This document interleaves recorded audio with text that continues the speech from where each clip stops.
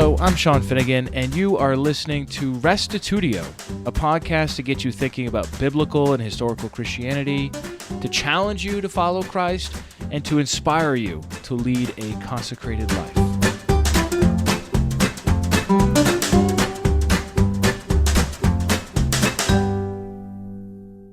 Today is the second and final part of my interview with Leah Fronczek on detoxing your brain. We began by talking about the importance of free will in affecting change before getting into the specifics of how to combat toxic thinking. In this episode, you'll learn about multitasking, daydreaming, community, forgiveness, and honesty, pretty typical subjects, but as they relate to combating negativity in your mind, which ultimately leads to what we talked about last time, structures in the brain. This episode will help you in your quest to be transformed by the renewal of your mind. Here now is interview 56, Detoxing Your Brain, Part 2 with Leah Fronczek.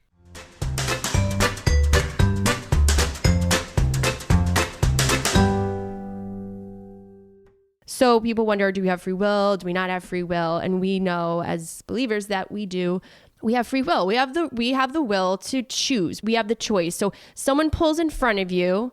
What do? What happens when someone pulls in front of you? You ram them. Easy answer. Is that what Sean does? You just speed up and you just give them a little love tap. I give them a little love tap. No, don't do that. So it's funny because there's things that set me off and there's things that don't set me off. But I've been in a vehicle with certain people who someone pulls in front of them and their reaction is volatile. It's as if they had explosive. Yeah, it's as if someone had just killed their puppy, and I'm like, whoa, calm down. And it's rage for the next several minutes, and then we could have been in a nice conversation. Well, now that nice conversation is over, and their face is red, and their veins are bulging. And this happens. This is how quick thoughts go. We're in this fight or flight. We're not designed to be like that. We are not designed to be like that. Every second, every day, have a choice. We are not a victim. We are not victims. Preach it, sister. I am not a victim. I know I've played the role of the victim, and it wasn't intentionally. I didn't think I was intending to be, but choice after choice after choice is what we are given. We are given free will every moment to choose life over death. Death is toxic thoughts, like we've talked about.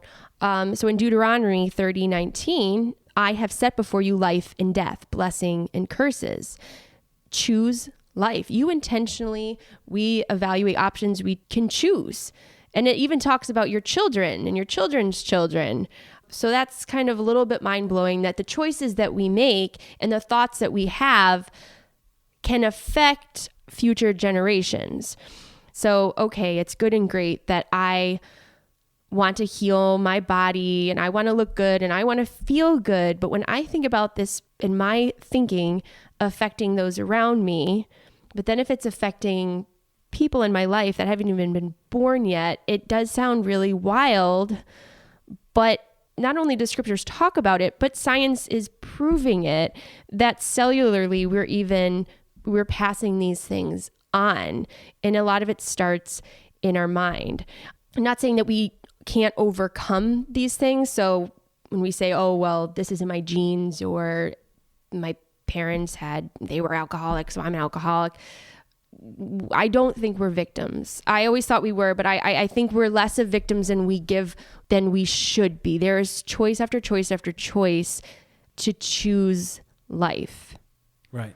I mean, you keep returning to this theme, and I really appreciate it, that we do have a choice and we can change, and we're not stuck forever just because some terrible thing happened to us, or because we had crappy parents, or because circumstances are difficult, or we've been in an accident, or whatever it is, that God has endued us with such a design, such a robust, complex, interconnected collection of systems that we are able to heal, we are able to make progress.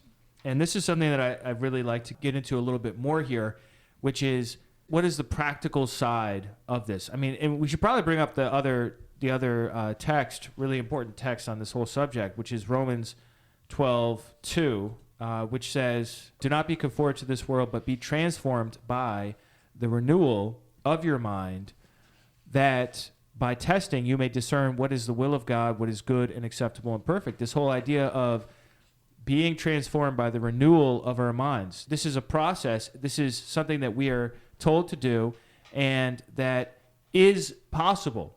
And even more so for Christians, for those of us who believe that God is with us, that God is active and involved in our lives, that he can partner with us to overcome a lot of these negative thought patterns that exist for whatever reason in our lives. So share with us a little bit, Leah, about what you've learned as far as what to do and how to take control, and what strategies.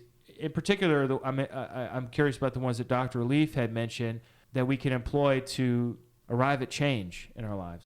How do we make this stuff practical in our life? So I think we do live in a world of heavy stress. And I'm sure anyone at this point has probably read the negativeness of stress. I mean, we can get into the science behind it, but stress is no good. Yeah, I mean, there's so many health effects of stress. In fact, my brother recently just got shingles, which is pretty rare. And when he went to the doctor said, I think you're just stressed out, man. And you just need less stress, and then you won't have this problem anymore. And it was just like, wow. I mean, stress can cause you to break out in sickness. It can cause you to have heart problems. I mean, stress can literally kill you if it's unchecked and it goes on long enough. Yep. So I just want to read this one part, consequences of negative thinking. So it says, throughout this book, the resounding message is that negative thinking creates atypical responses in the brain, which will result in atypical manifestations. Studies have clearly demonstrated that people with a history of various types of depression exhibit differences in the regions of circuits of the brain associated with knowledge and socially acceptable behavior. Their thoughts and the choices they have made change their brain in a negative way, so that instead of being convicted of wrong, in order to change, which is positive, they feel guilty and condemned, causing the positive to become negative. Other studies dealing with obsessive compulsive disorders and schizophrenia show definite changes in the brain from the negative to the positive when thinking is brought under control. Some scientists even describe these neuropsychiatric manifestations almost as though negative, toxic thinking opens a gate that allows negative emotions to overwhelm them. And because mind changes matter, this negative thinking changes the brain structure. So the rise of Alzheimer's is so high. We have a patient that came in, his mother just passed, I found out yesterday, from Alzheimer's, but the family would come in and talk about her decline and how exhausting it was in the family. And he said, what would be a good business? Starting a daycare for parents, people with Alzheimer's, because it's so high and it's just getting higher. It's only getting higher. This is where our country is, and this is where we continue to head. And I don't know about you, but I don't want that to be my future. I don't think Sean wants that to be his future. I don't think he wants his wife to watch people he loves to go down a route that could be avoided. And controlling the mind may be one of the most biggest challenges, but it's something that we have to master, because the scriptures talk over and over about renewing our mind and controlling our mind and focusing on good things.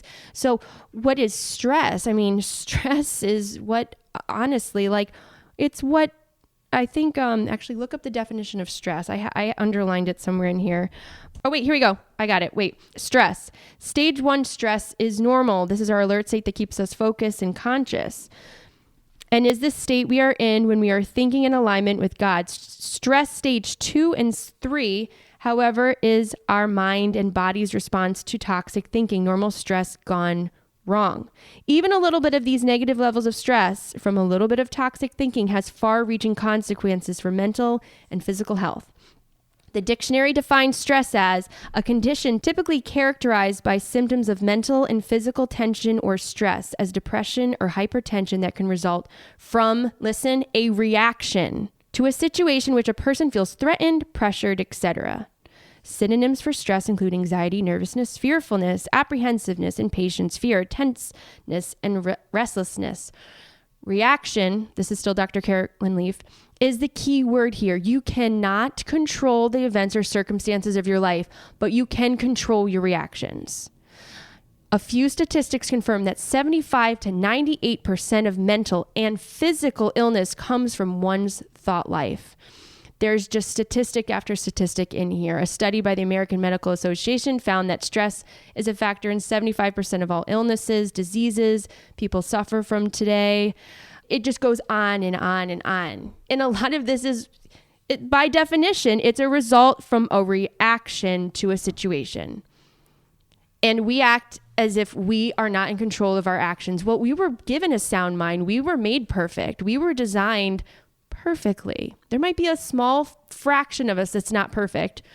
95% or more of us was designed perfectly. There might be 5% or less that's not and could, but we're more perfect than we give ourselves credit for. You are capable of controlling your reactions to things, and it takes a constant checking yourself. It's important to do. Otherwise, these things will grow and they will manifest. So one, or how do we control stress? I mean, that's a whole thing in of itself. But they talk about the power of prayer. I mean, praying over things, praying over our food, it actually can change the physical structure of things. And even quantumly, things that happen with praying, studies they've done on just prayer alone affecting someone in a different part of the world that they're not even near. It's kind of mind-blowing. Prayer alone is huge. Some other things, let's see, something I think that adds to our stress is multitasking. So Sean, do you multitask a lot? I try not to.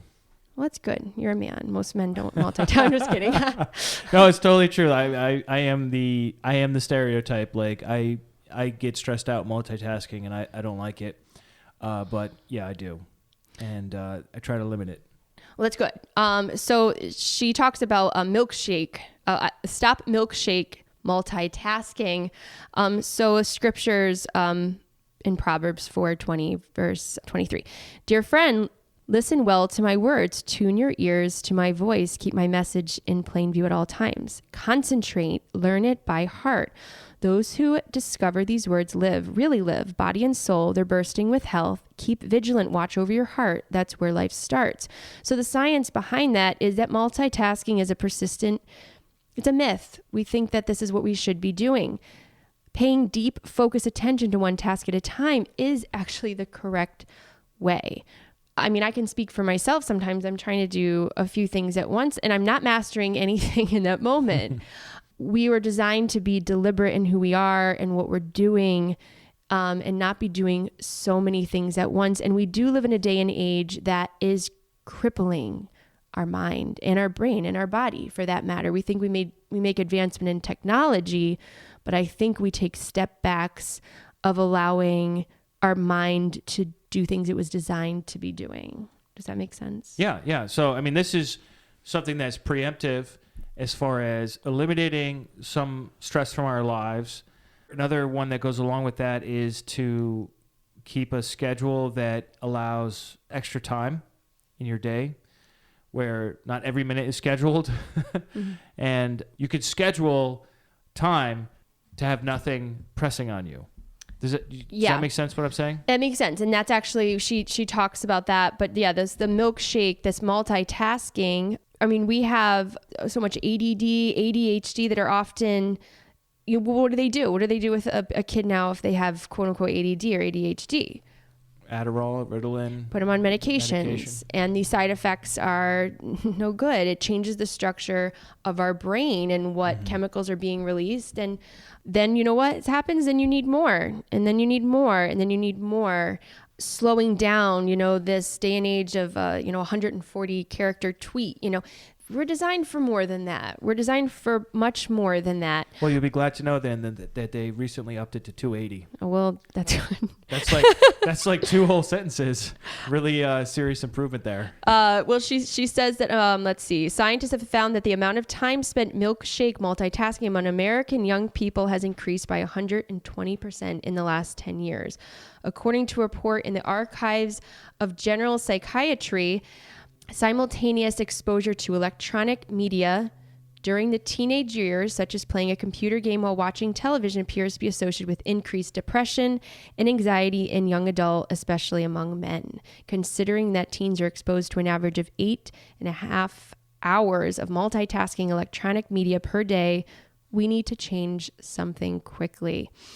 And it also makes people more shallow, I would say. We're designed to be deep thinkers. The more a person thinks, the more folds in their brain take place. So the more folds in the cortex of the brain, these extra folds allow the brain to process information faster, making decisions quicker and improve memory. So we can't get there if we're not taking time to be thinking, to be meditating.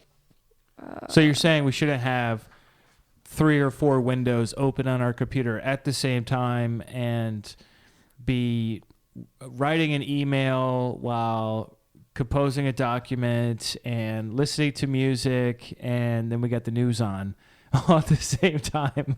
No, that's not really the most healthy way to approach life. No, not consistently. There should be. I mean, I'm not saying that we're not. Because we can multitask. I mean, yeah, we're capable. Some people better than others. I'm not so great at it, but I've seen some people do it pretty well. Yeah. And it's not to say that we're not capable of that, but constantly being in a stream of living in that way and not being deliberate. So you're saying we should take time out for deep focus on a specific task for an extended period of time, that is really more optimal for brain functioning. Well, just, being intentional with what we're doing. So what else do you have as far as ways to deal with toxic thoughts? All right. So these are a couple of things I had talked about in the workshop, the thinker mindset. This is allowing the mind to wander, taking about 7 to 16 minutes a day and having time to let the mind wander. It's healthy creativity, imagination. I think a lot of times people talk about mindfulness. This has kind of become more of a new age term. Mindfulness is good. However, with the detox brain, whatever I've been trying to do on my own, there's a kind of a few things that you're doing during this time, and it takes you beyond mindfulness, taking that time to just think and let those thoughts swirl around in your head without being distracted by work or by doing other things. That's really important. So limit your use of social media technology. Allow yourself, 7 to 14 minutes at least a day to be alone with your thoughts, and go beyond mindfulness and be in what we called superposition. Well, what's that? So superposition is allowing these thoughts to kind of swirl around and just allowing them to happen. And then to go beyond that is to kind of identify, what toxic thought am I having right now in this moment, and how can I work on this? How can I take this and now develop something positive spin on that, which was something she gets into. She calls it an active reach. So here was an example for me. I was feeling really low one day. I was having feelings of just not feeling worthless, not good enough. And I think I shared this in the workshop, but I just envision just flowing clean water. And I just kept saying that that's me. Like, I'm pure water. I'm clean. I'm refreshing. This is who I am. This is who I was designed to be. I'm perfect. And I felt used by people. And I kept thinking, well, instead of thinking I wasn't enough, I changed that thought to, well, of course they came and drank out of my well because it was really good water. So I kept a cup of water near me, and when my thoughts would start going into a negative, I'm not enough, I'm not good enough, I would take a sip of water, and I'd remind myself that I was refreshing and good. And it was like an active thing to actually be doing. And she talks about an active reach. It's good to take that time to figure out where our toxic thought is. So then that during the day, should your mind spiral into that, whenever you're at work or whatever, you can capture it and then attack it and then have a way that you're trying to change that thought. And it's going through the day, like 7 to 10 times a day. You might have to really check your thoughts. This reminds me of the scripture that you already alluded to in 2 Corinthians 10:5, where it says, take every thought captive to obey Christ. And what you're saying is you need to take time out on a daily basis? Every day. Right. And this is sort of like a daydream time, which, of course, in school they told us over and over again, this is bad, you shouldn't do it, you need to focus.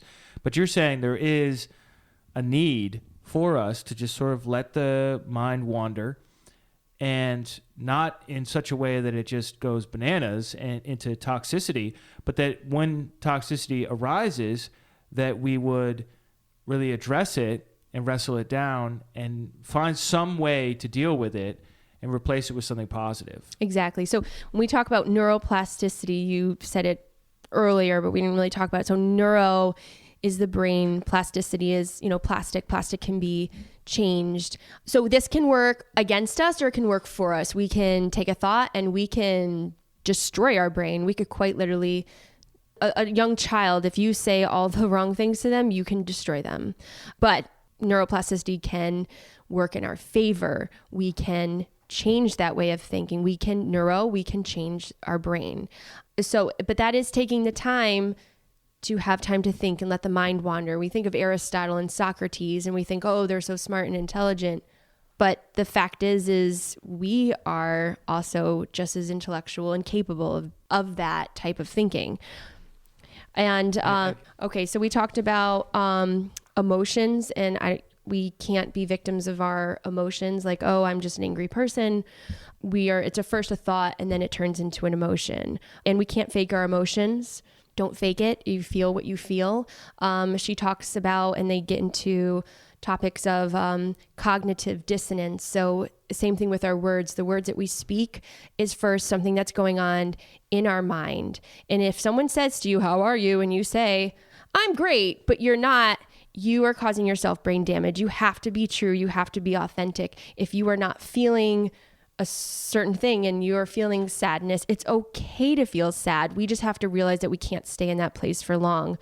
But don't speak words that are not truth, because that is causing you brain damage. Forgiveness, if you're holding on to grudge, that's another good one. Yeah. There's multiple studies that have been done on the healing of forgiveness and trying to let these things go. So the more you forgive, the more of a forgiving person you become. And not forgiving and holding grudges has proven to cause havoc with your body system. Don't hold on to bitterness and resentment. You don't want to grow dendrites on such a negative memory or thought. And if a person has been a toxic person in your life and they're in your life, and then maybe it's time to walk away, but you have to forgive yourself first. You can forgive that person, but please don't forget to forgive yourself, because you are just as important. The happiness, a mindset.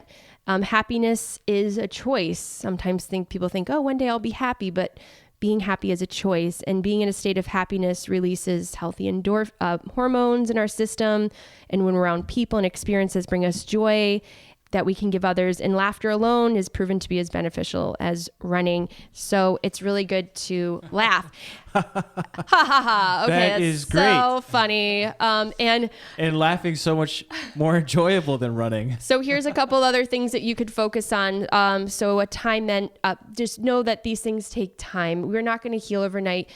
Sometimes people set goals, and goals are great, but goals are still a Band-Aid.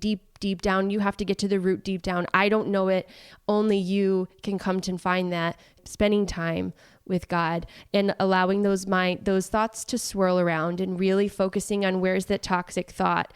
And also a possible mindset. So the brain's natural optimism bias is a great predictor of entrepreneurial success in schoolwork and life. So look at the possibilities in life as opposed to the failures. I like this. Thomas Edison declared after thousands of attempts of inventing the light bulb and asked about his, quote, failures, I've gotten lots of results. I know several thousand things that won't work. So key here is attempts are not failures. Attempts are results. And they're worthwhile knowledge that has been gained. So don't look at everything that hasn't worked out in your life as a failure. Look at it as an opportunity of growth, and what can you learn from it? What is God showing me? What can I learn from this? A gratitude, being grateful. This is a life worth living, being grateful for what you have. So there's been studies that have done who have lived this way, and they live much happier, longer lives. And a community, you need to be part of a community. Community involvement has been associated with a lot of mental health and cognitive resilience, reduction of chronic pain, lower blood pressure, and improved cardiovascular health. This I had read in one of her other books was one recent study showed that isolation and loneliness killed more people than obesity.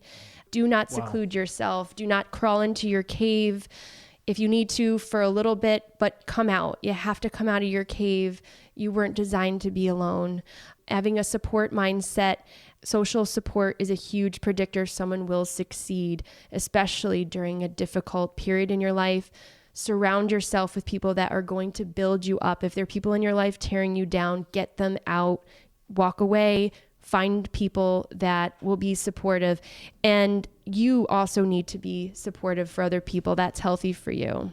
Expect good things to happen. And the spiritual part is a part of it. We are spiritual beings, people who worship together. They've listened to people's heartbeats, and they do beat together as they are worshiping and praise. And we are much more connected than sometimes I think we realize. So that is that. I will end there. Well, that's a great list. I really appreciate you going through this and giving us some practical ways of dealing with mental toxicity. Thanks so much for your research on this and for speaking with me today. You're welcome. Thanks for having me, Sean. Well, that concludes our interview on this really interesting subject. If you'd like to check out the books by Carolyn Leaf that Fronczek mentioned in this episode, you can do so on Amazon, or I just put a link on the show notes for this episode to a bunch of those books. And by way of conclusion, just before ending out here, I did want to mention that we do have this young adult event called Revive coming up in January. And I don't know how many of you are interested in hanging out for a weekend with about 80 other young adults, 20s, 30s, and sleeping in bunk beds at a YMCA camp and listening to sermons and singing worship music and staying up late talking about the Bible. But if you are interested in that, or you know other young adults who are interested in that, please let them know about Revive. This is where Leah originally had given this workshop, and we are already working on planning that weekend for next year.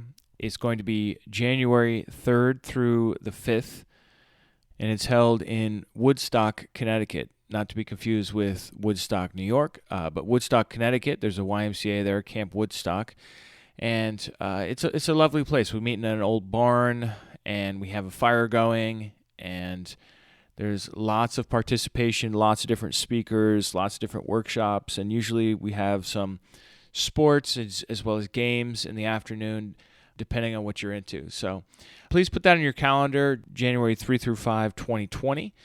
We don't yet have any registration information up for that yet, but we will in the near future. I'll let you know when that happens, as well as our theme. So please put that on your calendar. If you'd like to listen to previous Revive recordings, we do have those available. I'll put a link to this in the show notes for this episode. And actually, I am going to be playing out a series of messages from Revive 2019 in a few weeks here. So that'll give you more of a flavor for the speakers and what it's like a little bit. That's it for this week. I'm hoping to be able to produce an episode with Maurice Chahilu of Kenya. I was fortunate enough to be able to score an interview with him in Kenya just a couple months ago, and so I'm hoping that I can play that out here for you next week. Stay tuned. Thanks for listening, and remember, the truth has nothing to fear.